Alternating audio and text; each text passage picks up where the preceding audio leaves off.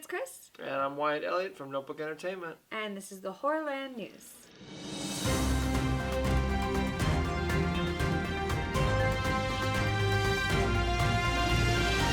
Start with our normal TV roundup segment. And guys, there's one more episode of Chucky left.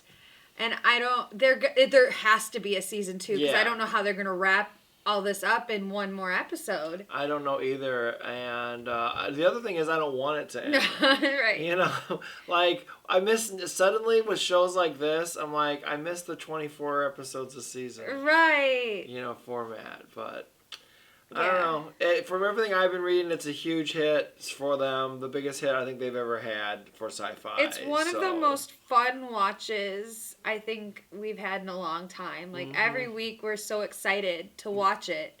Yes. If this was a binge show, we would have been through it all in one day. Right. That's how good it is. Exactly. You know. I cannot say enough good things. I'm sad that they started the series giving me 2 Devon Sawas, and now I have none. Spoiler alert. Yeah, he didn't make it out of this one. I think because he tweeted about it, so it can't be, you know. Well, true. Yeah, I guess I'm not saying how it happened, because how it happened is a big deal, actually, and how it happened was fantastic. Yeah, like, really. we were like, oh my god, is he gonna die this way? Is he gonna die this way? Do it! Yes, they did it! Yeah. It's the best. And I've seen that on Twitter, too, and they, you know, so I guess it's out there if you want to know it, but it's super freaking cool. It's really cool. You won't want that spoiled for you. No, you really won't. But, and for all you Devon Sawa fans, stay tuned. We've got more at the end of the show. I will always put Devon Sawa anywhere in the news that I can. Yeah. Because I want to talk about him all the time. So... All right, we've decided we're going to kind of let Day of the Dead. I think they've only got one more episode left. There's 2 recorded on my DVR. I think we've decided that we're just going to let it record the rest of the season and just watch the rest of the season and see if that helps. Yeah, I mean, also... It's one sitting, you know? Right, it's kind of that pull the Band-Aid off quick thing, you know? Because I went to go put on... We were at my house the other night, and I went to go put on the 2 episodes to watch for this, and I was like...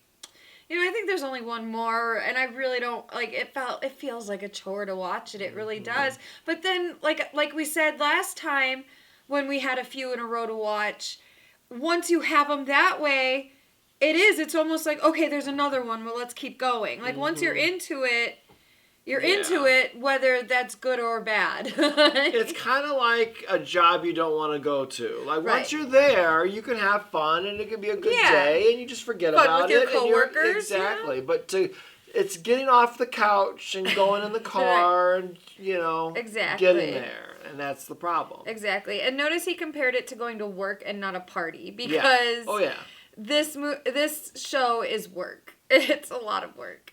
So... But sometimes it's fun. Sometimes it's fun. And that's where the doctor and the bridal party and all that come in. Those are your fun coworkers that make work worth it. Exactly. So we'll get back to it. Yeah, we'll get back to it. We'll at least finish the first season because we've come this far, and I need to make sure that our doctor friend is okay. So everyone else can be eaten by a zombie and die. I don't care, but I want to check in on our doctor friend. And then I Know What You Did Last Summer. The series wrapped up on Amazon Prime. We recorded our full review of it, and we'll have a review this episode sometime this week. Yep. With all of our thoughts on that. So stay tuned because we had some thoughts. Yep. Stay tuned for that. All right. On to the news. So the Scream account on Twitter, and I'm assuming Facebook and other social media places, released a fun video on Wednesday to keep us all kind of excited for the movie, which again, releasing January 14th. Which is right around the corner, really. Right. I can't wait, guys. So. And basically it's just a fun little video that shows all the old and new suspects, and it's, you know, keep it guessing. And I don't know, it's hard. Like, normally I like to make a guess, but it's really hard. Well, it's hard not really knowing much about the plot yet. Yeah. So, and we may not till we're watching it in theaters. And that's the thing with a movie like this. And until 4, it was kind of hard to guess. Because the first one, you had no idea what was going on. The second one, how are you supposed to know it's Billy Loomis's mom? The third one, it's like, who is Roman? What? Right. And then by the fourth one, you're like, okay, well, Jill's a little suspicious. So, yeah, I am excited. If you guys think if you have any ideas or, think you know who's going to be the killer, if you think it's going to be Dewey or, Gail or even Sydney this time, let us know in the comments because I'm kind of interested to see what everyone's take on this is going to be. If it's going to be one of our known characters or if it's going to be an all-new character. It has yet to be a known character from previous movies, so I'm very skeptical on that. But we'd like to hear your theories or maybe your hopes in the comments. Yeah, what do you want this movie to be? Because with Scream... Again, the beauty of Scream is it reflects the horror genre back at us, whatever it is at that moment. So what do you think this one is going to be? The first one was clearly about the tropes of horror and the stagnation of horror. The second one was clearly about sequels. Yeah. The third one was the trilogy and how those can kind of go crazy and off the rails a little bit. And then the fourth one was about reboots. So what do you think? What's going on in horror that you think they're going to tackle in Scream 5? I don't think I'm going to get it, but I still wanted them to do the Halloween 2018. Right? Yeah, where they just skip them all and it's built off the first one. And they built the first one. But the trailer's not giving me high hopes on that. Right. But I still have yet to see Randy in the trailer, so he's still dead apparently. Exactly. So... But yeah, I mean, obviously we'll keep you posted on any trailers that come out or any other news on Scream. It's only her third favorite franchise. It's in the top 3. Like, it goes back and forth, but it's in the top 3. So we will be discussing it at length. Well, you know what, Scream? This is definitely your time to maybe edge out Saw of her favorite horror movies because Spiral definitely is a nudge down. It's the first really knock. On the Saw franchise, that's like... Yeah, I did not like Spiral for various reasons that I get into in a different show on this. And Scream so far doesn't have one that you truly hate. No. So I know a lot of people don't like 3, but 3's fine. I like 3. It's the worst of the 4, but it's got Parker Posey and Carrie Fisher. It's fine. Right, exactly. And it's got Kevin Smith in it. Right, exactly. Jay and Silent Bob are in it. It's fine. They sure are. All right, so go ahead. Why don't you take the next one since I'm not into Alien very much, but he is, so he can go ahead and air out his grievances here. Well, it's partial grievances, but partially not. Like, I am excited for this. Well, I mean, I haven't seen anything, but FX has announced that they're going to make an Alien series, and it's going to be on the FX network, which, of course, we all know Disney bought the rights to Fox, and that's what paved the way to this. So they've also announced that I think Hulu is going to have a Predator prequel film called Prey, and it's going to take place like way back in like the 1600s or something, and it's like Predator's first appearance on Earth. And they released a little preview still from that. So what we know about it from an interview with Ridley Scott, who apparently is a producer on this show, which is part of my grievances, but we'll get to that, is that I guess it's going to be about an 8 to 10 hour run-long storyline. The screenplays are being written now. And so there's not a release date. There is a showrunner that's been hired. His name is Noah Hawley. Yep. Hawley. And he's produced Legion and Fargo for FX. So Fargo was supposed to be a really good show. I've never gotten around to watching it. I've heard decent things of the X-Men shows, that Legion was the better of the two. Again, I didn't watch it. I was kind of out of the X-Men movies by then. I just stopped caring. Ripley is not going to be in it or anything to do with it, and it's supposed to be a storyline that takes place on Earth. Which the producer said that it's the first one to ever take place on Earth, which we all know it's not true because... Which makes me nervous because if the producer doesn't even know the franchise and that this is not the first time that it's been on Earth, then that doesn't give me high hopes for... Right, because we all know Alien vs. Predator, both of them took place on Earth. Both were terrible movies. But... Yes. And I don't know if maybe maybe they don't count those. Maybe those are their own timeline. I really don't know how that part works, but... okay, so my grievance is I am looking forward to a show. Would an Alien series be awesome? Yes. It could be very cool. And they did say they're trying to get back to the basics, the haunted house, space type of atmosphere. They were saying it's going to be the best of both Alien and Alien 2, which is Aliens.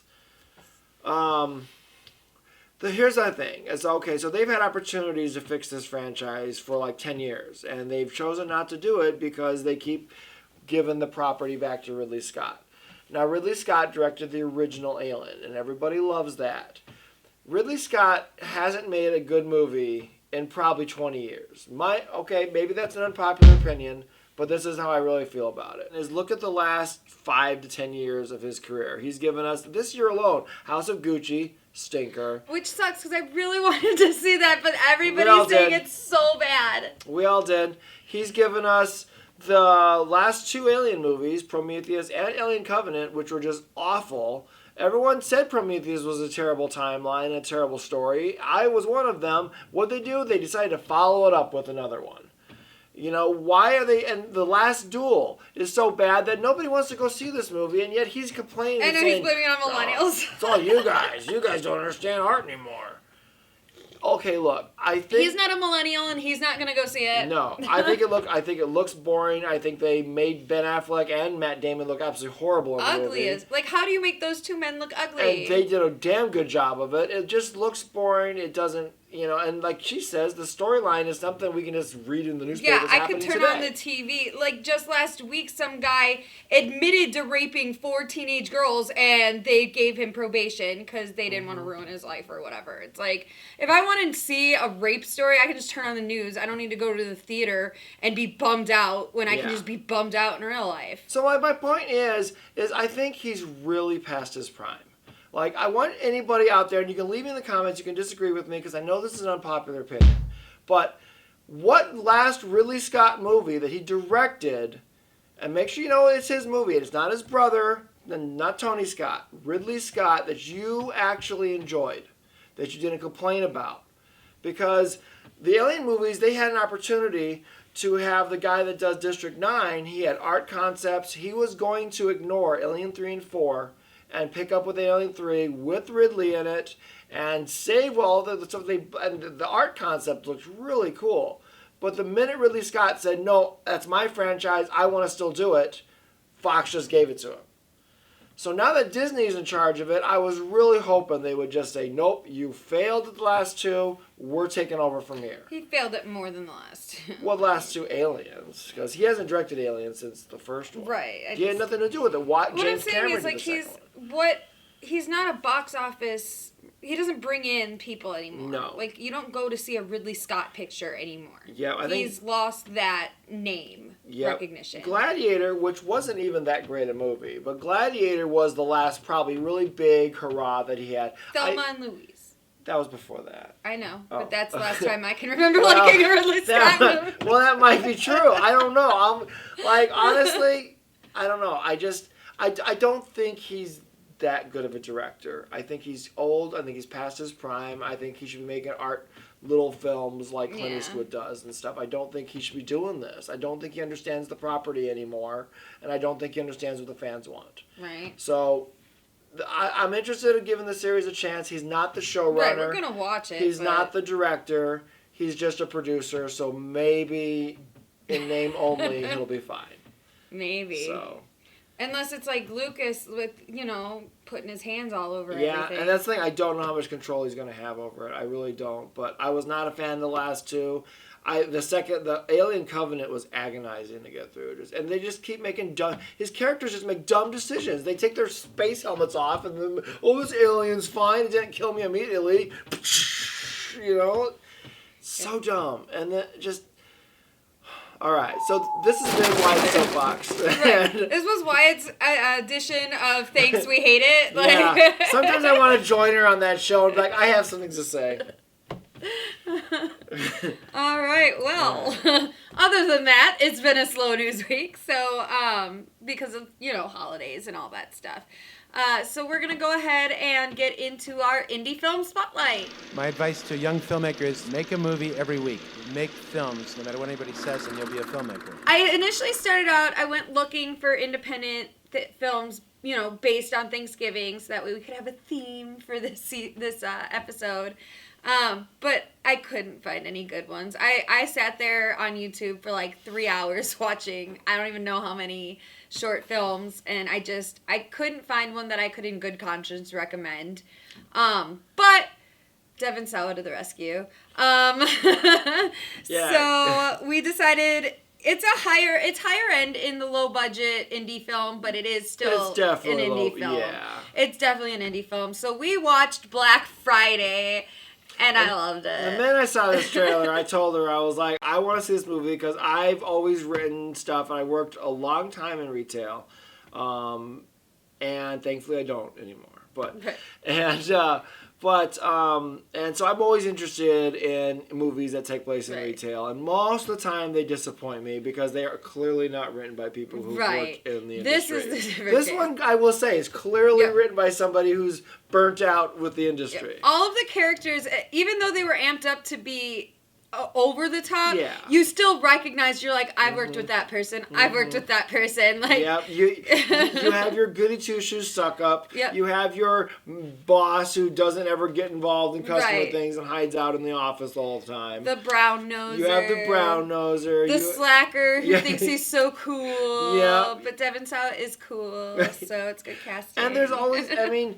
I was beginning to be that guy who has been there a little too long, but still hanging out and trying to be cool, you know? Exactly. So I was like assigning office characters to each person. Yeah. I was like, okay, well, Devin Sawa's Jim, and this girl's clearly Angela. Like, but it's not just a retail movie; it's a horror retail movie. It is, and it's fantastic. And I guess I'd compare it to like a zombie film. It's both zombie and creature feature a little bit, like because they're not zombies. They're not zombies that are attacking. It's weird. They come from the sky and like a meteor, right? And then they which is never it good. Infects people like zombies do, right? And they don't really ever say if they eat people. Like they just turn them into them. It turns them into them, and then the blob eats the people that they're turned into. It's weird. Yeah, and we were concerned because the first 2 kills were off screen, and like that was right. concerning. I was like, oh no! I was like, please start showing kills. Yeah, but they did. They do. They really do. So it's a lot quicker. Like they don't linger on it. No, it's the gore or anything. It's good makeup effects, but they don't linger on anything for you to get a good look at anything. No, Robert Kurtzman from The Walking Dead is their makeup guy, and so fantastic. He does a good job. Great. So yeah, it's directed by Casey Tebow and written by Andi Greskoviak. Sorry. And starring Devin Sawa as Ken, Bruce Campbell as the manager of the store, Jonathan, Michael J. White as Archie, which, how are you going to have such a badass character and just waste him like that? Yeah, he was kind of wasted. That did disappoint me. Mm-hmm. Ivana Baquero as Marnie, Ryan Lee as Chris, and Stephen Peck as that fucking asshole Brian. Yeah, he's a bit of a jerk. Right, but, like, he totally, bit someone to make them think that they were a zombie so that they could get left behind because they were holding everyone. I was like, dude, that's psycho killer behavior. Right. And I do like the way that this isn't a spoiler or anything really, it's just more funny, but there's this Karen customer in the beginning, and she kind of ends up being the ultimate villain in the end. It's fantastic. And it's kind of funny because she's like, oh, it's like ultimate Karen, like Mecha Karen. Yeah, because at the beginning of the movie, this little old lady is just bitching about everything. Just Karen. And she goes to sit in the Santa chair in the Santa Land section of the store or whatever, and I'm like, she's Queen Karen. And then later when we see her in the movie, I was like, oh man, she's like ultimate Karen now. which was awesome. Like, I think that was fun. So, I mean, I think the people that wrote this at least understood, the heck that, and I told her, I said, I'll bet this was written when they were working 2020. Right. Because I was thinking there's storylines there, There's one character who's germophobic, so that probably. Yep. And I think just the idea of all these people around you and, infections and stuff, it would make sense that you get inspired. Yeah, by something that spreads. I totally get that. And they cast well because they cast people who understand and excel at camp. Yes, Devin Sawa did the Final Destination movies, and those were more mainstream, but he also did Idle Hands, which is brilliant movie. Is like the epitome of camp. It's like I have no control over my hand. And Bruce Campbell, king of camp, I mean, they cast it well so that these people never make it too over the top. But they keep it interesting and fun, and yeah, it's a fun watch. I thought Bruce Campbell was gonna make an appearance and then leave because it's like and Bruce Campbell. Nope. No, he's in more than half. More of the than movie. half of it, yeah. So kudos to them, and same thing with Devon Sawa. Like, you know, she was worried he was gonna die. I know, like there's so many times they made it like he was gonna die, and I was like, no, I already lost him twice on Chucky. You can't do this to me. And I was like, well, he's the main character. He can't. Oh, well, maybe. Maybe. You know? And then we see something happen to him, and I was like, oh, well, okay. You know. But nope, not the case. And that's just the thing I think with modern movies, you never know. How many movies have we seen like in The Hunt? Where, right. you know, that was fantastic. That was so good. Where we think Emma Roberts is going to be like a main character. She's the in most this. recognizable name. You know, it's Emma Roberts. And what is it, like 2 minutes into the movie? Head blown up. Then it's the dude from This Is Us. Yeah. And then he got exploded he was the or main whatever. character. We were like, okay. And then it was Ike Barinholtz for a while. You thought he was we the were main like, character? Nope. Nope. And then finally it was what's her face? Betty Gilpin. Betty Gilpin, yeah. So. Which she kicked so much ass. That was a great movie. That was a really good movie. Another good camp movie, yeah. Yeah. Oh yeah, exactly. And I think that this movie kind of did, you know, for retail and Karen's and, you know, the whole Black Friday system as it once was. It's a good mockery Slowly changing. Like, kudos to Target for being closed on Thanksgiving. Yes, I respect that. Yeah. Major kudos, Target. I will continue to shop there. Like we were going to stop. Target is greater than Walmart. I got this at Target. See? That's why we shop at Target. I want to say it does take place at a toy store because it was really funny. It opens in this super store that's called All Mart. Yeah. Oh my god. I was like, they're not really going to do this. But no, that's not where the movie takes place. It takes place at a toy store. And the toy store is called Wee Toys. Yeah, it's called Wee Toys. Yeah, Wee Toys. And it's basically a Toys R Us, yeah. You know. But it's funny because it does kind of look like the Toys R Us and its Entes, you know. Right. It was more KB Toys, I think, than Toys R Us. There was but we were also, you know, noticing cool shit in the background. I wanted like half those toys, you guys. It's like this giant tie-dye stuffed alien toy. Right. What the hell is that? They had inflatable dolphins and shit. Like, come on. I think there was some Light up things this skates. movie missed upon. I think they could have played up on more of, you know, using the toys to beat the aliens with. Yeah. That could have been funny. Well, but then they had a bat, and I'm still not sure if it was a real bat or a wiffle bat or something. That's what I mean. But, like, they didn't really explore it. Yeah. You know, like if he had a wiffle bat and then it just like, you know, broke or bounced off him or something, that could have been funny. Well, you had Archie's character before the unpleasantness happened with him.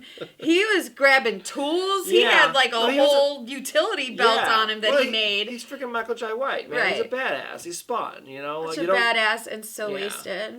So. And I don't know the people that played Marnie, Kris, and Brian. I think I've seen Stephen Peck in something. I'm not quite sure. Maybe, yeah. He seems familiar. But these three, I think, did fantastic as well, just as well as the seasoned actors. Right. Yeah, absolutely. That's why I even told her is that they might kill off all the older characters and then have the teenagers are the ones that finish it off.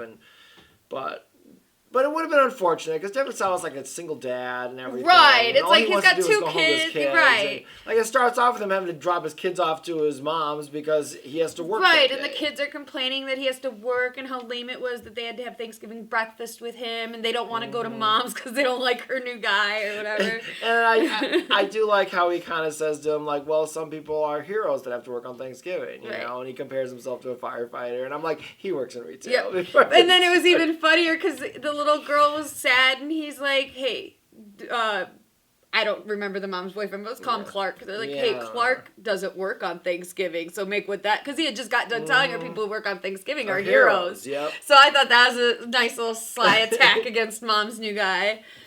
Yeah, we don't really ever get to meet him. He's just kind of in the background. Yeah. So we just assume. We don't really meet the mom either, No. It's not important to the story. No. Just that he has kids. Right, But again, we never see the kids again after that either. No, we really don't. Like, and that's the thing. The movie does feel a little rushed, you know, a little bit. And I'm sure there was budget issues, and the ending is clearly crazy Power Rangers type effects. Right, you could tell like, that the final boss, or whatever you want to call it, was on green screen. Yeah, like, he was the guy in the costume and everything. But also kudos for using practical effects. There was a couple lame CGI when the meteor hit and exploded by, stuff like that. But for the most part, the blood all looked legit. There was really good makeup effects. The makeup effects, yeah. From what you could see, because again, it was really quick. Mm-hmm. But from what I was able to see, they looked really good.